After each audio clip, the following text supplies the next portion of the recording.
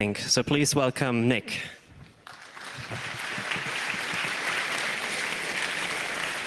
Okay, hello. Is this thing on? It is. Okay, hello everybody. I'm Nick. I work, yes, at Cloudflare, everybody's favorite CDN.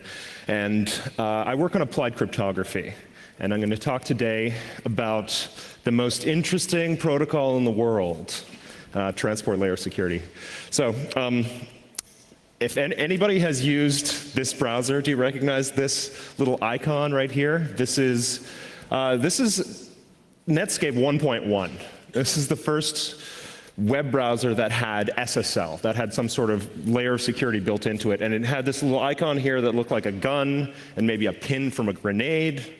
But if they're connected, then that means your site's secure. They eventually improved it to this little lock icon that evolved to this nice green lock in the address bar that we all know and love. But HTTPS, SSL, this whole encryption thing on the web enabled a revolution, starting with e-commerce. You could go to this beautiful website here with your browser and then buy some books or buy somebody's used stuff. It actually was a revolution. And to put into context, this is this drawing that we did once of what the internet looks like. And there's all these different links that connect over all these different protocols. But to access websites, it's really point to point. And you go from either your phone to a data center or your laptop computer to a data center. And it's a way to get information and websites. And this originally, HTTP is a plain text protocol. Everything is sent without any encryption or encoding. It's just letters on the wire. And after this came out, people wanted to add some security. So this protocol was invented called HTTPS. And the S is supposed to stand for secure, but lately it's been sort of another S word. So HTTP, HTTPS, this is HTTP plus security. And right now, what that means almost exclusively is this protocol called transport layer security that you've all heard about. And it provides data encryption and integrity, as well as authentication of the server. It tells you what website you're actually going to and gives you a way to verify that that's who it really is. So this is a messy details talk. So as with anything, the devil is in the details. So let's go a little bit back to the beginning. SSL was secure sockets layer, was the original protocol that Netscape invented back in the early 90s to encrypt the web. And it was invented by this guy, Kip E.B. Hickman. And I heard some stories about this. I saw that Moxie Marlinspike in DEF CON 18 sort of tracked him down and had a phone call with him. But there's this story about SSL v1 being presented. And I emailed Philip Hallam-Baker, and he's kind of described the setting in which SSL1 was presented. And it was by Mark Andreessen at MIT to a group of around 6 people. And the people in the audience apparently broke it right away because there was no authenticity checks at all.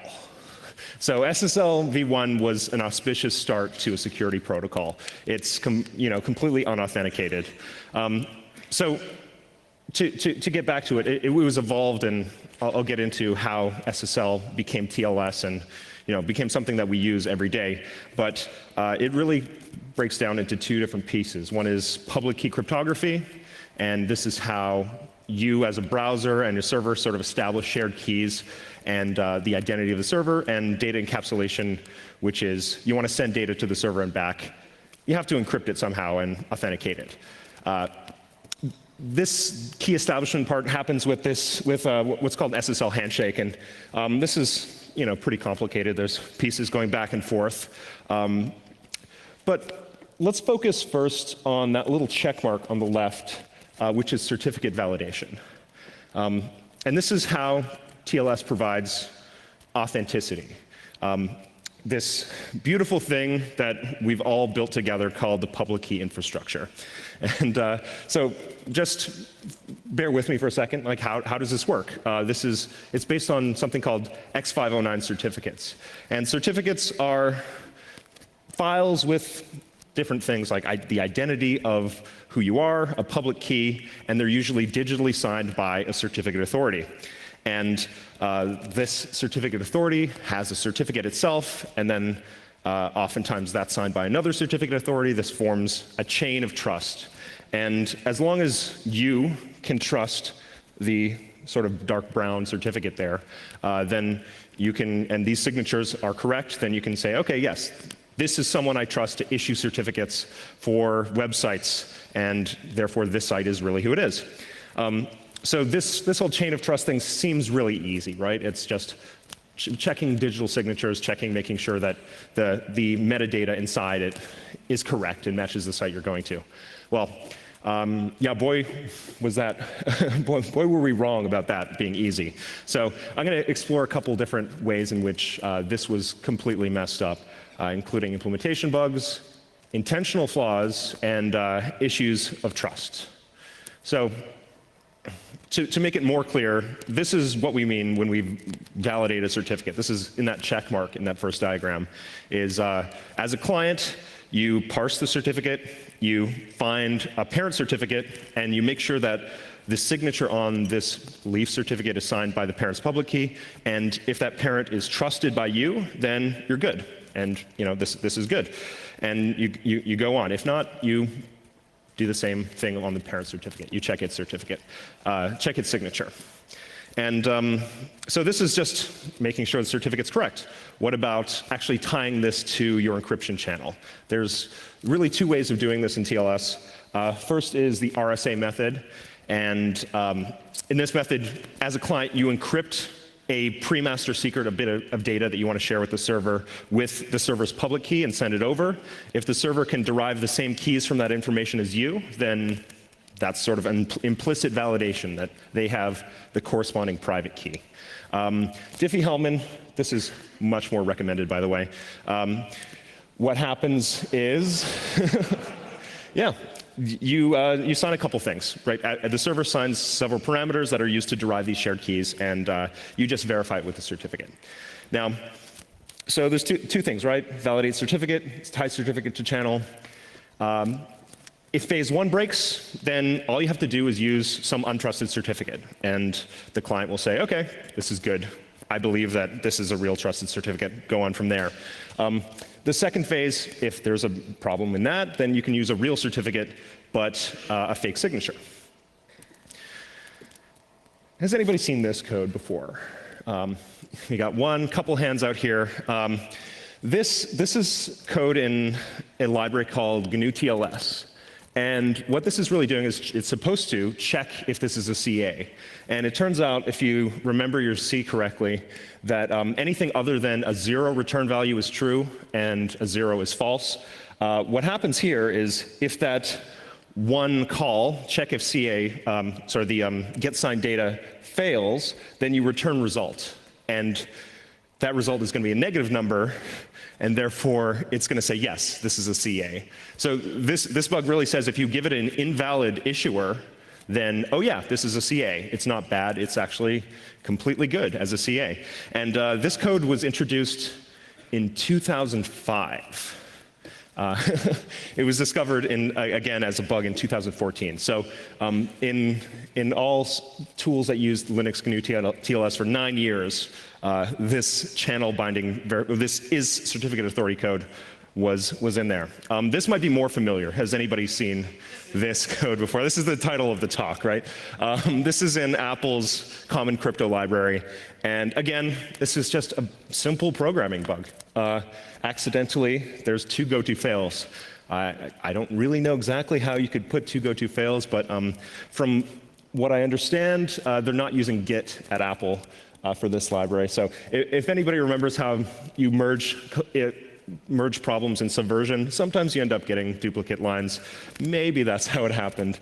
Some people have considered that it may be more subversive, but I highly doubt it. But in any case, what this does is it'll always go to fail. And go to fail will mean this key exchange, yes, is correctly tied. So all you have to do in this case is just use a certificate that's valid and put in some garbage as a signature, and you're going to be good. So these are easy, right? These are just simple programming bugs, and they completely invalidate the authentication in TLS. Let's look at something a little bit more complicated. So there's several different ways in which you can do digital signatures. This is the most common for RSA. It's a standard called PKCS number 1.5. It's pretty horrible. It looks for 0, 1, a bunch of Fs and a 0, and then it has this digest info, which tells you what type of hash it is. And this is an ASN1 object. And if anybody's worked with ASN1, it's not super fun. And then the message digest. Back in 2006 at the crypto conference, Daniel Bleichenbacher, I hope I pronounced that correctly. I am in Germany. Anyways, he found that, he sort of surmised that if you parse this incorrectly and were able to put some extra garbage at the end, you can construct a fake signature, or some signature that will actually work. And this only works if you're using RSA with a public exponent of 3. And I don't need to go too much into the details of RSA, but if you do a signature verification, you want it to be fast in RSA, and that's really an exponentiation with the public exponent. So people use 3 because that's incredibly fast. All you have to do is take your message and cube it, and then you'll see if that's actually going to decrypt the message.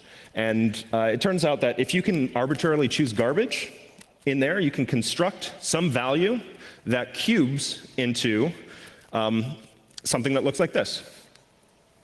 And then you can actually make a valid signature on some certificate, and it'll just work. And it turns out that there are several roots in the Certificate Authority trusted root stores in all sorts of browsers that have been around forever that use this public exponent of 3. So this actually was practical, if you can put some garbage at the end of the digest. But every implementation now checks that there's no garbage at the end. But there was recently another mistake, right? So this is another library called NSS, which is very, very widely used. It was developed by Mozilla to do all the crypto in Firefox, as well as it was used in Chrome back in the day. But turns out there was another coding error. And in this case, it's in this digest info. And as I mentioned, it's ASN1, which is it's an encoding format that is kind of crazy complicated, much more complicated than it has to be. And there are 2 encoding formats.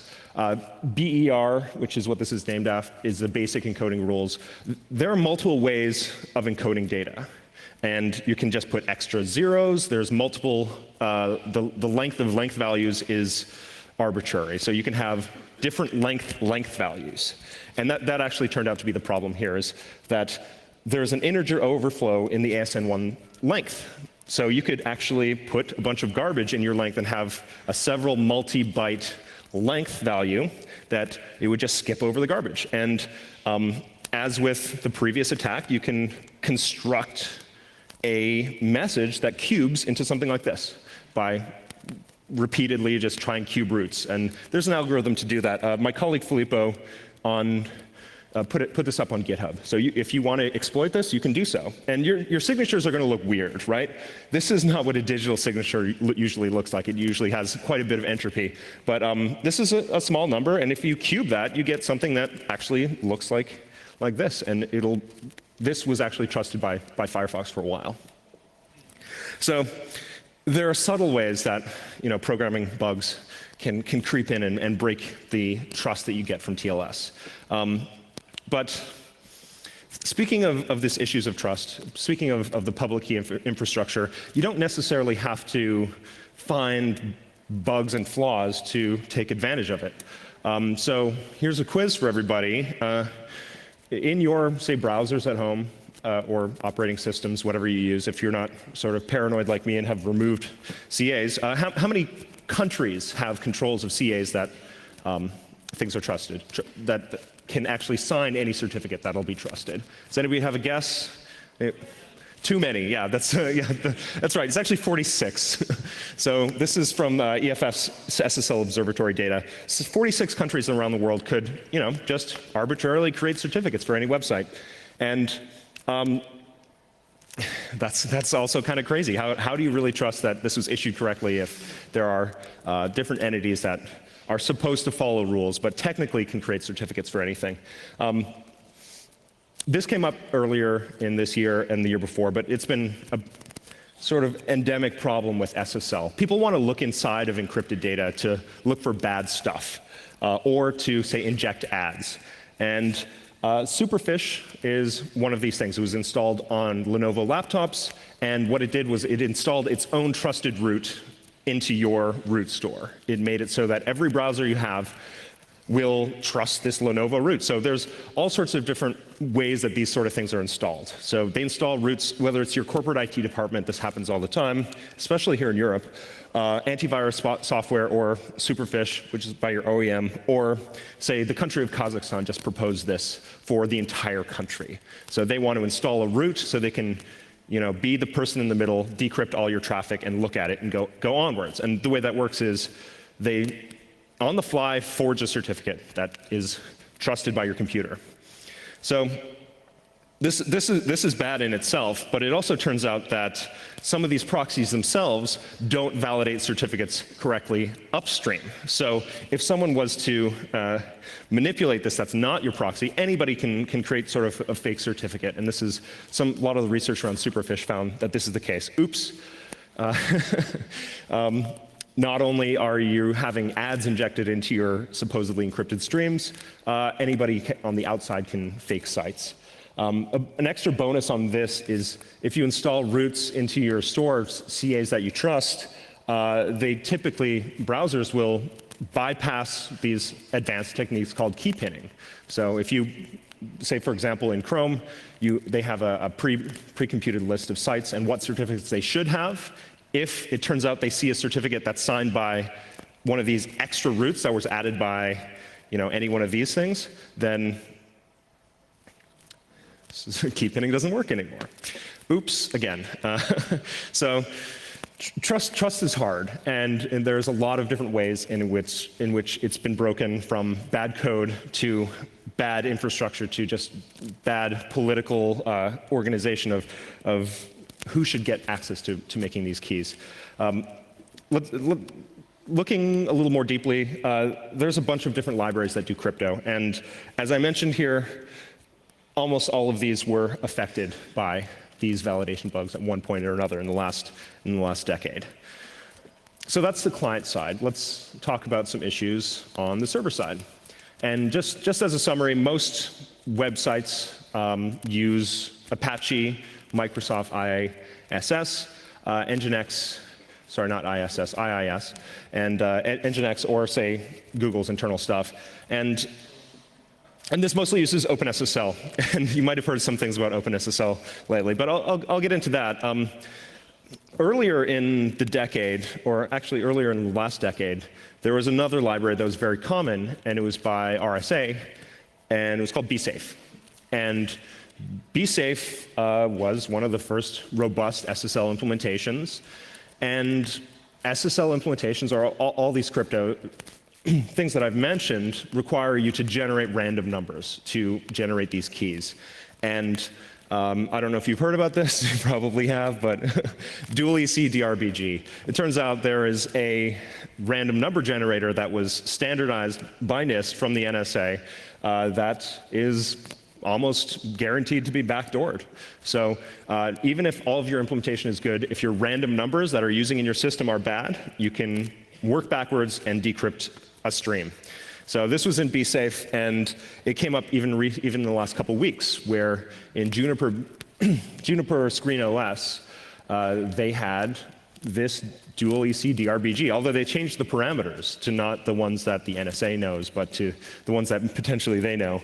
But yeah, randomness is also, another weakness to the system. Heartbleed. This was a big deal last year, sort of, but it turns out this is just another dumb bug in C, right? It's just an overread that ends up disclosing information on the server. This one was really bad because there is another architecture problem in TLS servers, which is your private key is kept in the same memory space as everything else. And if you think of the way that people design security systems, defense in depth, this is kind of absurd that the most exposed system that you have, the web server, what's actually being connected to by the outside world, has in its memory space the keys to the kingdom, the private key. But Hartley just helped reveal this, and it was another big one that affected, as I said, almost everything uses OpenSSL, and it was in OpenSSL for several versions. So implementation bugs are fun, right? It's fine. People write code. People mess up writing code. There are formal verification methods. There are ways to catch this.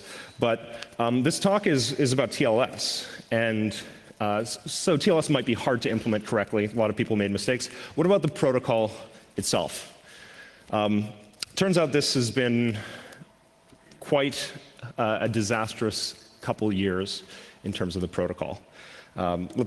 This is the timeline of, I guess, TLS and SSL versions. SSL 1, I guess it's 1994. There's not really a lot of record as to when that happened, but SSL 2 came out in 94. 99 was SSL v3. Then the IETF got their hands on it and turned it into a new protocol called TLS 1, which on the underlying, if you look at the bits and bytes, it's actually SSL 3.1. It's not that much is different. There's a stronger definition of padding. I'll get into that later.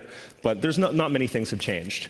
Then down in 2006, we came up with TLS 1.1, which did almost, again, not very many changes. It just made sure that in CBC mode, there's an IV. I'll get to that too. And then TLS 1.2, 1.3 is sort of coming up in the next year. It looks like, okay, nothing can really happen. These protocols all seem similar, but in the meantime, people have developed HTTP and how the web is used for sending information has evolved. Back in, say, 94, web pages were just one static thing. We didn't have cookies. We didn't have JavaScript. We didn't have all of these sort of fancy bells and whistles that are in the modern web. So turns out that HTTP is really great for enabling crypto attacks. If you can you can do repeated plain text attacks, you can do chosen plain text attacks. There's a lot of different things that HTTP allows you to do, as long as you can get man-in-the-middle access. And as an attacker, this is kind of how you do it. If you are on the local network with somebody else, then you can use ARP spoofing or some other method to get man-in-the-middle position, and you can inject random JavaScript onto unencrypted pages. And with that JavaScript, you can trigger the browser to send requests. Now, in HTTP, there are some nice things like cross-site origin policies that prevent you from really doing a lot of different things. But you can inject JavaScript into one page to make requests to another. And the way that cookies work is they'll always be sent. Even if the server has cross-site request forgery protection, you can still send cookies, you can still send requests, and it turns out that if you can trigger errors in TLS, then the client will resend the same thing. So you can send passwords, anything that goes along, you can kind of put whatever you want in the URL and stretch this out, do chosen plain text things. And what this allows is different, what are called oracles, which is tools to, as an attacker, reveal the plain text, one bit or byte at a time.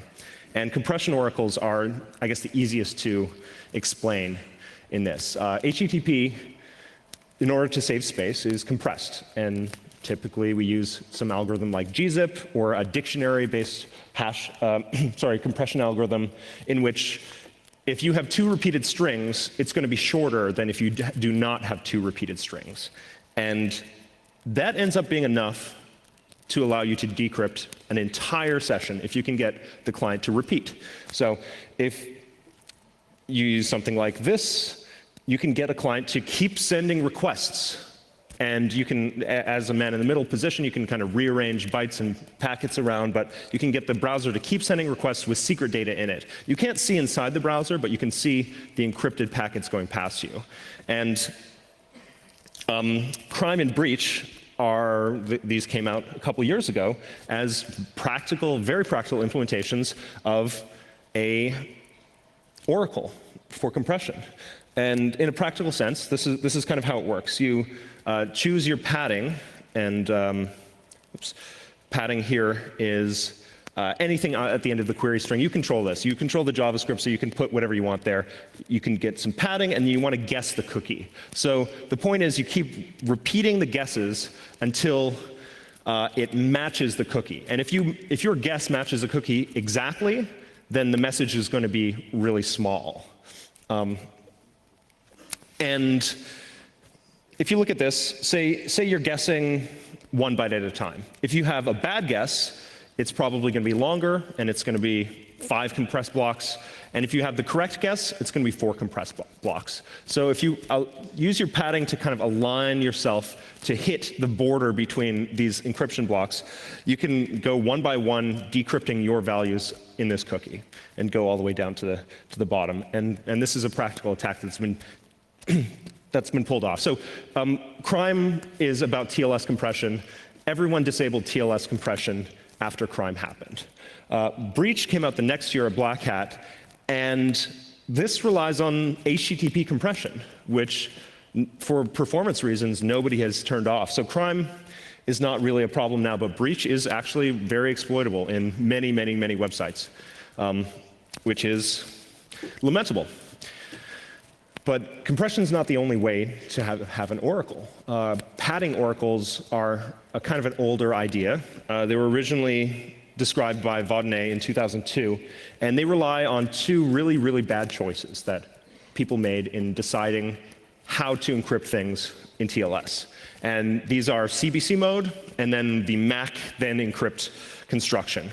So if you recall, block ciphers require you to have a certain number of blocks of data that go in, and that same number comes out. So for AES, the most popular block cipher, we have 16 bytes come in, 16 bytes come out. So I'm sure you've all seen the ECB penguin. It's the classic example of why CBC matters, or why you need to do chaining. If you only encrypt blocks on their own and don't chain them together, then you can actually see if you have low entropy data, if you have data that repeats the same kind of 16-byte blocks over and over again, like images, then you can kind of make out what the image is. With CBC, this is a way just of mixing one block into the next block. And you just XOR in the ciphertext into the next plain text block and encrypt. And this gives you a good amount of randomness all throughout your data. And decryption happens sort of the same way. You start with this initialization vector, and then you just XOR the ciphertext block into your decrypted block, and you go all the way down. So this is CBC mode. It looks fine, right? I mean, this is something that is a good way to kind of combine crypto, or so we thought in the 90s when this was invented. Another debate that happened was, if you want to have, you need integrity and encryption. So which do you do first? Do you encrypt first and then you add an integrity tag, or do you do integrity first and then add encryption?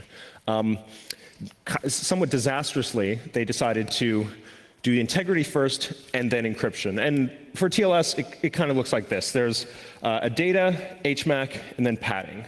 And the data itself, and then that whole thing is padded up to a 16-byte boundary for AES, or an 8-byte boundary for triple DES, but up to the 16-byte boundary, and then, yeah, encrypted. So this HMAC is, you have, excuse me, MAC the data with the header and the sequence number, and that gives you data that's authenticated and then encrypted. But that padding there is not authenticated, which turns out to be a critical flaw. Now, in TLS or in SSL, what does that padding look like? Well, the terminal byte is the number of bytes of padding remaining, and then it just has a bunch of garbage. So you can pad things with 0, and then it has 0 bytes before it, or 1 with 1 byte before it, 2, whatever, whatever. And then in TLS, they updated that so that these bytes of padding have to match the original padding. But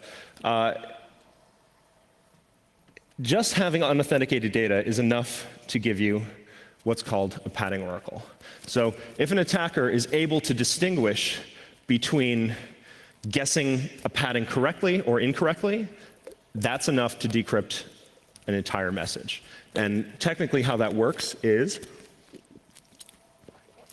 if you are in a man-in-the-middle position, you want to guess the last byte of data, you modify the previous ciphertext block, and you put in a guess. And the way CBC mode works is that gets XORed in with your decrypted block, and you end up with M, which is the padding. So if you know that the padding is wrong versus right, in the bottom case here, you know that the padding is correct because 0x00 is a correct padding. The HMAC is going to be wrong because you're XORing some bad decrypted data into there. But you can work backwards with this XOR logic to figure out what that value A is. And then once you have A, you can work back and figure out what the next value before it B is.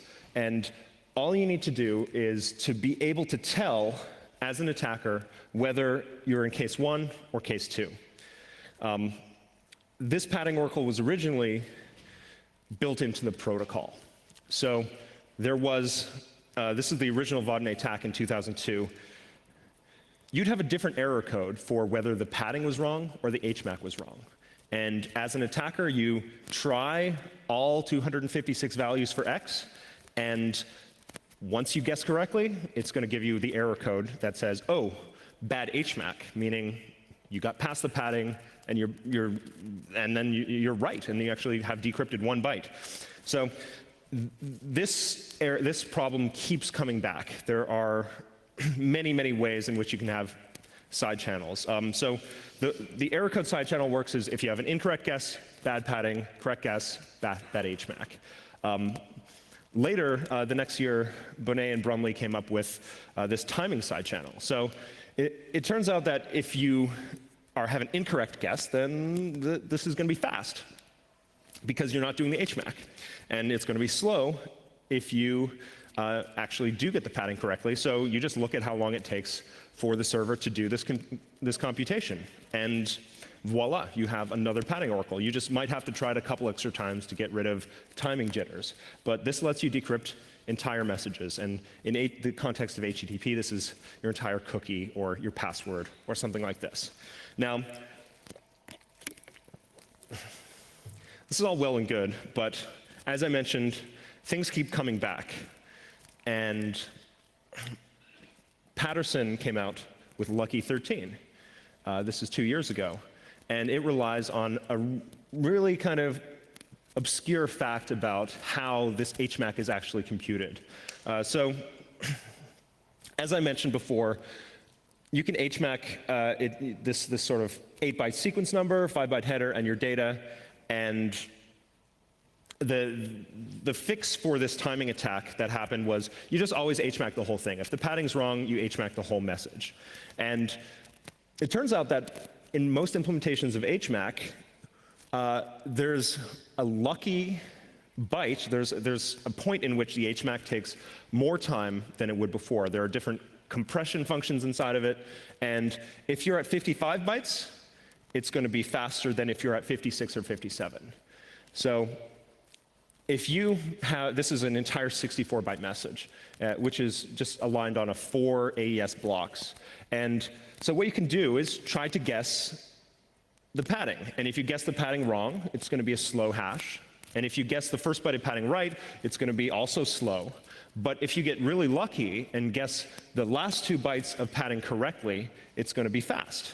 And voila, you're 2 steps into your Oracle attack. And you can take this all the way down. So this is found again this year, a couple months ago, in Amazon's new implementation, S2N. They created a TLS implementation from scratch. What could go wrong?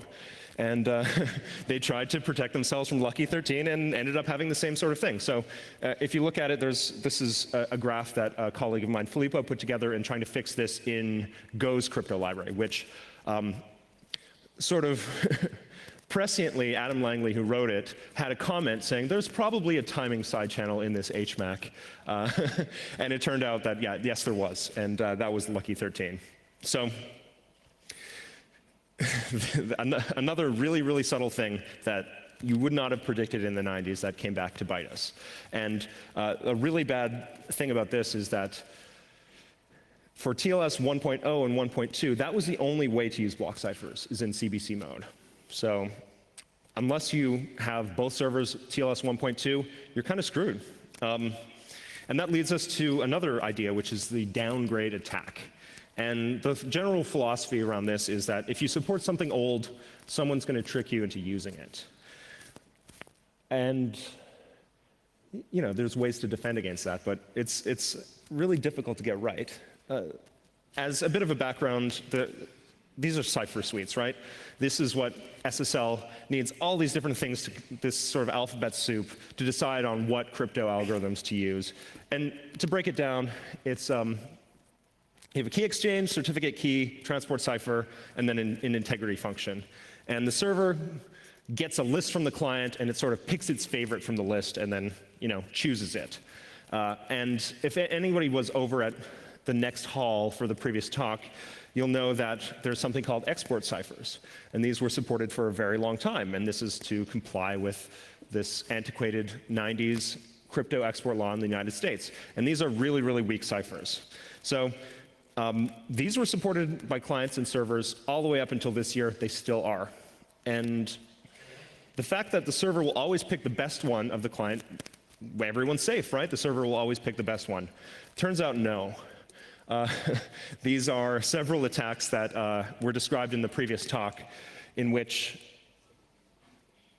you can end up forcing clients and servers to use these really bad, crappy crypto. And the reason is it boils down to the only thing that's in this handshake that's authenticated is this key derivation stuff. So the pieces that you use to derive the shared keys.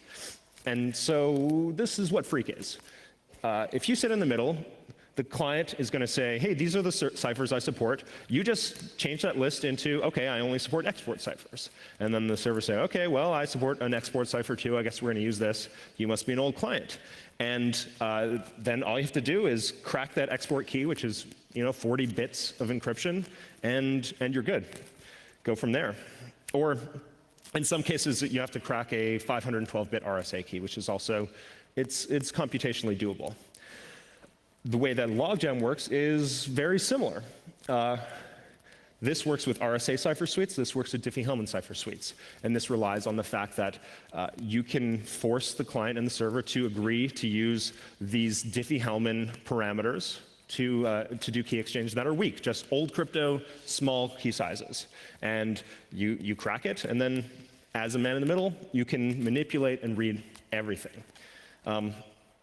Weak DH is sort of the same thing. It relies on the fact that some servers use Diffie-Hellman parameters that were pre-computed, and you can go kind of 3/4 of the way through the attack because they're all using the same Apache shared prime for this Diffie-Hellman stuff.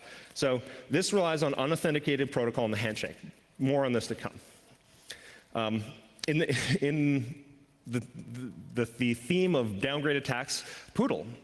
This turned out to be the nail in the coffin for SSL v3. You can do this thing called the downgrade dance. You can force browsers to negotiate down from SSL, from TLS 1.2 to 1.1 to SSL to 1.0 to SSL 3.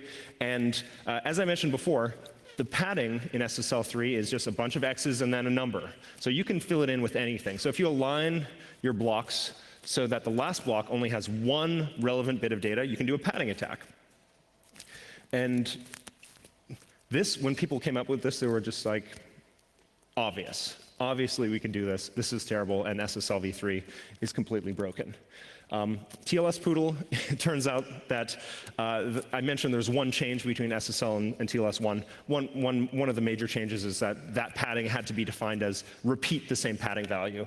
Well, some servers didn't do that. So you can end up doing the same attack, and a large percentage of websites are still susceptible to TLS Poodle. Another threat to TLS, aging crypto. Yeah, I mean, Diffie, he's still doing well. But this is sort of in the news now with different signature algorithms based on hash functions. This was presented back here at CCC in 2008. Some researchers were able to forge one certificate from another by finding a collision in this hash function that you use in the signature, but this is kind of the details of it. It's a little complicated. But they were able to make themselves a trusted certificate authority and issue certificates for everything. And from that point onwards, MD5, this is an old hash function, had to be kind of booted from everything. So how do all these attacks fit on the timeline? This is our TLS timeline, as I mentioned. These are the major attacks that I mentioned, and they're really concentrated past TLS 1.2. And this beast, I didn't go into this, but this is the first one of the backronyms. So attacks that I forget exactly, browser, something, something, something, yeah. You take a nice word and you make an attack name out of it. But down around Heartbleed, this is when the logo trend happened. So every vulnerability had to have a logo. And there's a really high concentration of these things around the last 3 or 4 years. So as I mentioned, if you can look here, TLS 1.2, that was 2008. 2012, nobody was using it.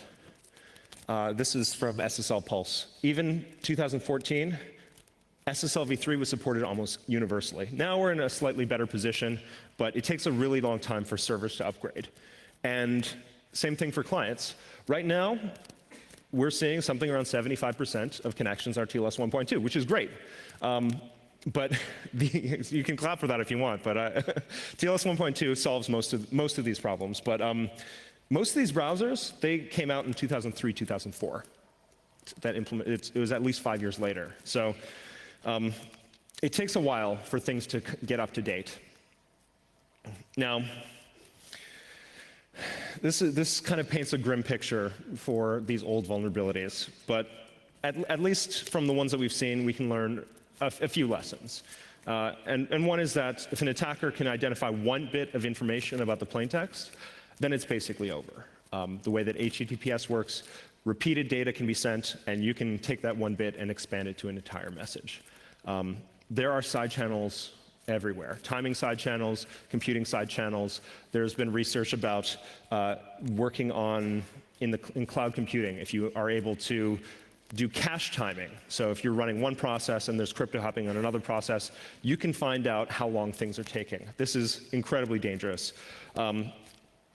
Almost all the things I mentioned having to do with oracles relied on unauthenticated data. And having unauthenticated data, doing MAC first and then encrypt, leaving even padding. Padding is incredibly important, and checking it correctly is incredibly hard, it turns out. We've messed it up so many times. But AEADs, this is authenticated encryption with additional data. This is a construction that was introduced in TLS 1.2. AES-GCM is sort of the most popular version of that. We should definitely use those and just drop CBC altogether. CBC is just a really, really difficult, crappy construction that hasn't served us. It's served us well to now, but there's many ways to attack it, and there will be many ways to attack it in the future. X509, the structure for certificates, which is ASN1, these are really incredibly hard to implement correctly. They're at least 9 years older than SSL itself, these protocols, and they're going to cause you problems using this. And as for downgrade attacks, support insecure crypto or protocols at your own risk, because people will be able to somehow downgrade you to using them. So I skipped a lot of issues here. TLS had tons more issues. I mean, Beast, this is the RSA decryption oracle. S-Channel had a remote code execution bug a few months ago. Triple handshake I didn't even mention client authentication and how broken that is. The whole CA ecosystem and certificate authorities messing up when it comes to issuing certificates. Didn't even go into that. RC4 weaknesses. Yeah, apparently this stream cipher, Patterson, around the same time as Lucky 13, found you can decrypt an entire an entire TLS stream if you use RC4. There are vulnerabilities in big num libraries. There's issues with forward secrecy. TLS is just absolutely loaded with problems, from everything from the implementation side to the protocol itself. So just enough complexity to hang yourself with. Now, I would say this is the end of the talk, but there's just one more thing. I'd like to, just as a thought experiment, go into some other attacks that follow up what we saw in the last room. So there's other negotiations that happen within TLS. As we talked about with Freak and with Logjam, it's, hey, which Diffie-Hellman group do we choose? Or which cipher do we choose? There's also some other negotiations that happen. So there's NPN and ALPN. These are protocols that allow you to upgrade to HTTP2. And then there's which elliptic curves do I support? This is really interesting, actually. TLS supports a ton of kind of crazy elliptic curves. And what if you did a downgrade attack on that? So this is a new kind of TLS vulnerability introducing called curve swap. So this follows the exact same model as Freak and Logjam.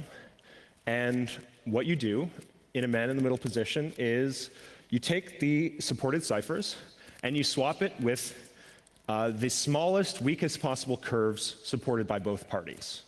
And you make sure that it's a curve elliptic curve Diffie-Hellman for key exchange. So that both parties are going to be using these kind of smaller curves to derive their keys. Step 2 is, this one's, bear with me, really, we don't know how to do this one yet, but solve discrete log problem. So, okay, yes, that's something that's not really doable right now, but on small curves it might be. So before we go into that, let's just think about what curves are supported in TLS.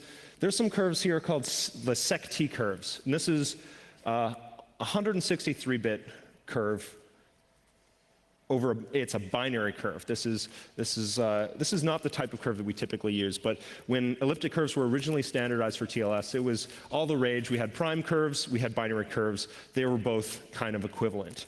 And if you look at the data, and I did a survey of a lot of client hellos, 4.3% of clients support this kind of weak curve, and this is about as strong as, I think, equivalent to RSA 1024. So even though when you're doing a negotiation, you expect to be using a really strong elliptic curve, like a 256-bit one for their key exchange, the man in the middle can downgrade you to this nice, smaller curve. And if, as an attacker, you can break the discrete logarithm problem on this curve, then for the Alexa Top 100's 0.13% of sites, yeah, you can make them both use this really kind of crappy curve for key establishment. But as you guys have alluded to and you're chuckling, nobody's really broken DLP for any curves around this size. The sort of largest curve that's been broken is 110 bits or so. But there's a reason we don't use binary curves anymore. They've kind of gone out of style. There are index calculus techniques that are supposedly better than brute force on binary curves. So people consider them weak. And we're not sure what kind of research has been done in private about, say, binary curves. So just the good news about this is that in TLS 1.3, the new standard, all these curves have been excised. So, and there's a lot of these bugs have been kind of removed from the protocol itself. But it's been a long and rocky road for transport layer security. And that's the end.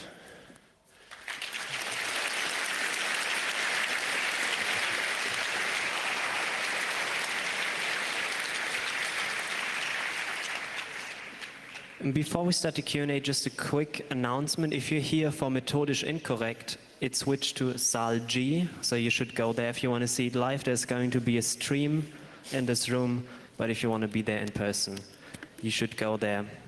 I will give you, let's say, 30 seconds to leave. And then please be quiet, because we want to do Q&A properly. You can use this time to think of questions. We have lots of mics. Two there, one on top, and on the other side too. And also if you're on the ISC or on Twitter, ask questions. We have a signal angel that will read out your questions for us.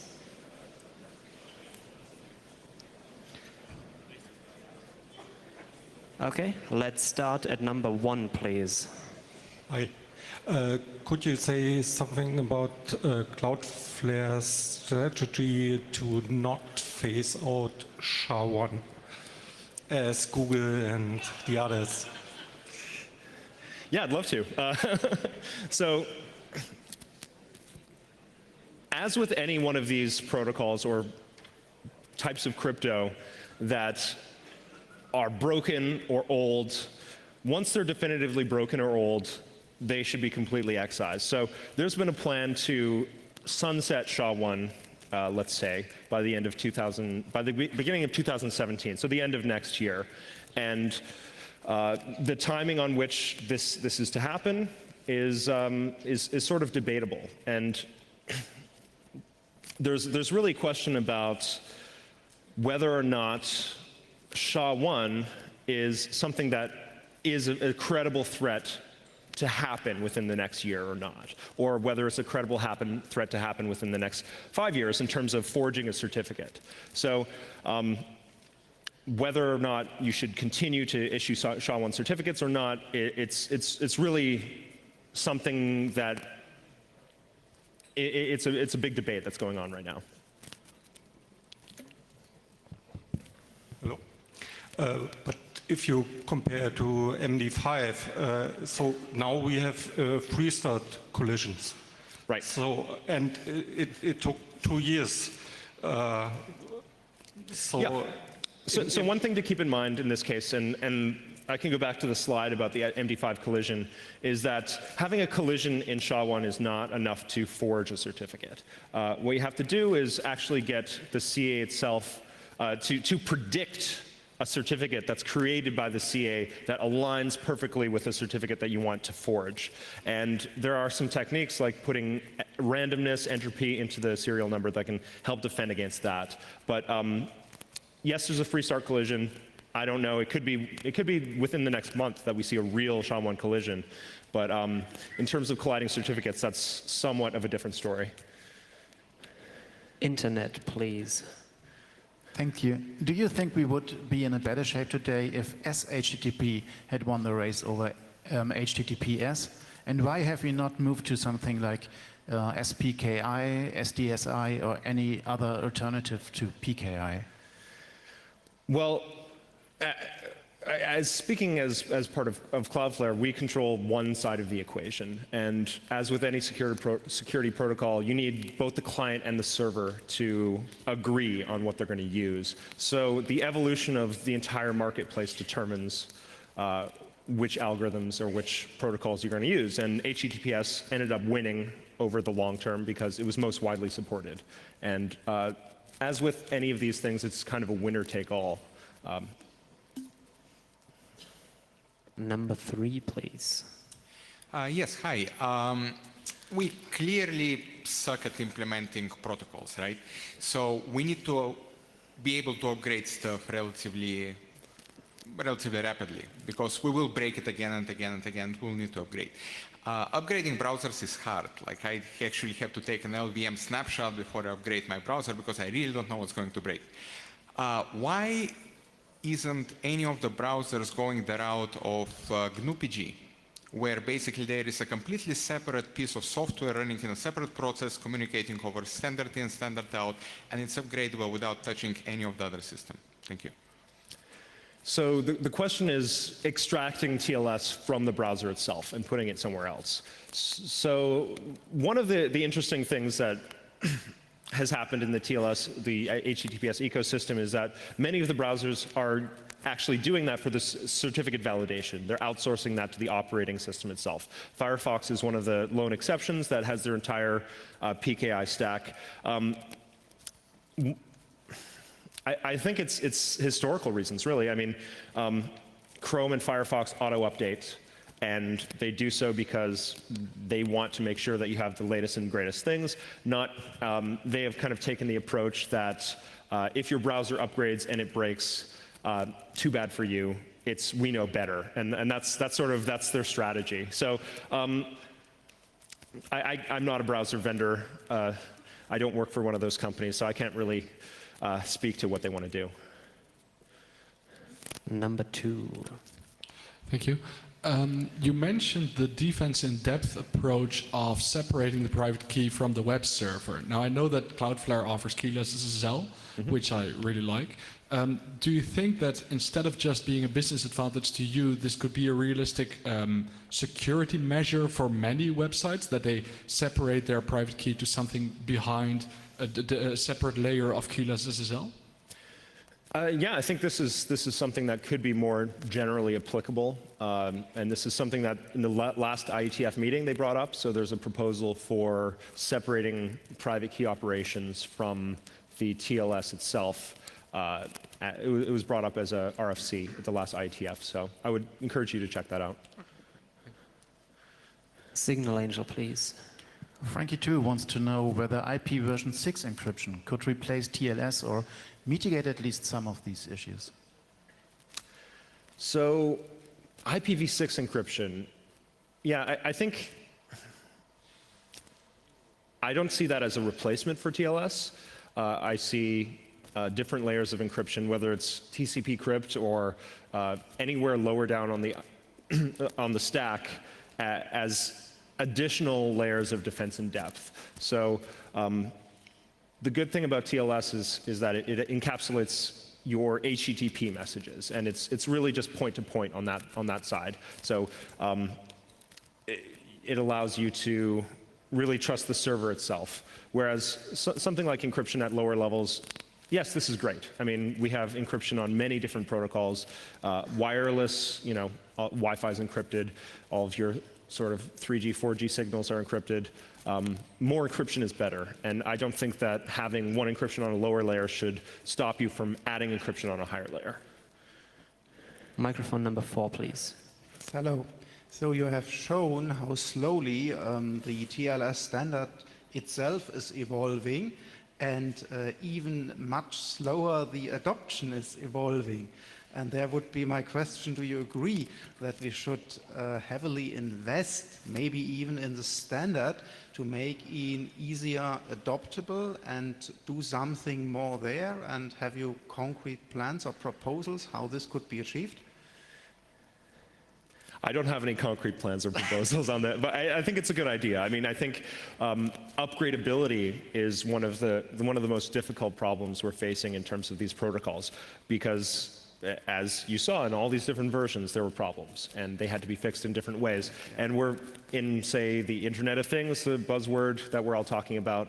These are embedded devices that are going to have one copy of a protocol, and it's really hard to get firmware to be able to, you know, have a clean upgrade cycle. So I don't have any solution there, but I see that as one of the biggest problems going forward in using protocols that are potentially insecure. Okay, thank you. Number 6, please. Hey, thanks for this nice set of reminders. One thing I'm wondering, when will you have any idea when TLS 1.3 would be like finalized, and when I can finally actually enable it on my web server? Not yet. I don't have a concrete date on that, but it should happen within the next year. Hopefully. Thanks. Internet, please. Why is Cloudflare using elliptic curve DSA, even it is also relying on a very high quality entropy of a pseudo RNG? So that's a good question. As I mentioned, random number generation is very important for having secure cryptography, and ECDSA or any sort of DSA-based algorithm requires entropy for every signature, or at least it did originally. There have been more recent RFCs on how to use ECDSA in a deterministic sense, where you don't need a lot of entropy, and Cloudflare has implemented that for our ECDSA. So our ECDSA is not using pure random numbers, it's using a deterministic algorithm. So if we have a RNG collision, it's not a big deal for us. Number 1, please. Hi. So after a talk with like a string of calamities and depressing stuff, you know, I wonder if there are things that make you happy or optimistic about the future of TLS. It seems like, you know, a lot of those attacks were just after Snowden, so people were finally starting to pay attention. You have things like the CA browser baseline requirements that were only finalized in 2012. Yep. Like once XP and Android 2 are dead, we'll have a shorter long tail. Like, are there things that you're looking forward to or that are awesome about TLS? Yeah, I think some of the things that interest me and I'm excited by are say the My TLS project, which is formally verified TLS. That one that I sort of glossed over was the triple handshake vulnerability, and that was discovered by formal analysis of it. I think the work that's happening in TLS 1.3 to just eliminate, say, bad curves or the RSA handshake altogether are, promising steps. But I think they could go a lot farther in terms of removing things having to do with X509 and ASN1 and all these very old legacy technologies that we're carrying along with us. Sorry if that wasn't too optimistic. Number 2, please. What's your opinion, just out of curiosity, what's your opinion on Let's Encrypt? I think Let's Encrypt is great, and as much as I sort of railed on TLS in this conversation, having an encryption of any sort is preferred to not having encryption at all. And the greater percentage of, thank you. No, I think the greater percentage of the web that's encrypted, the better. And me personally, I would be absolutely overjoyed if we could get every site to be HTTPS only, and that's and Let's Encrypt is a big part of that. For websites that can't use, say, Cloudflare, we offer SSL for free. Not everybody can use our services. This is a great option for getting a free certificate. Could we please get 2 more questions? So there's no point in standing up now. We'll finish what we started. Internet, please. Suppose we have a customer that insists on still using SSL version 3, and we badly need this customer. How to convince them to upgrade? How to convince them to upgrade? That's a good question. So there are people who have legacy systems, right? SSL v3, as we saw, it was 100% adoption on servers up until Poodle came out. So there are tons of different client libraries that only use SSL v3. One example is Pingdom, which is a popular tool to check if your website's online, was using SSL v3. It actually upgrades at TLS if the first connection fails, which we found out once we disabled SSL 3. But I mean, it's a hard sell, right? I mean, if you have a customer who wants to use a legacy protocol and it's only in use for specific clients that can't be upgraded, then it's better than having no encryption. So I don't really have a strong argument. Microphone number 2, please. Please make it short if you can. Sure. Cloudflare still seems to make life harder for Tor users. When will this stop?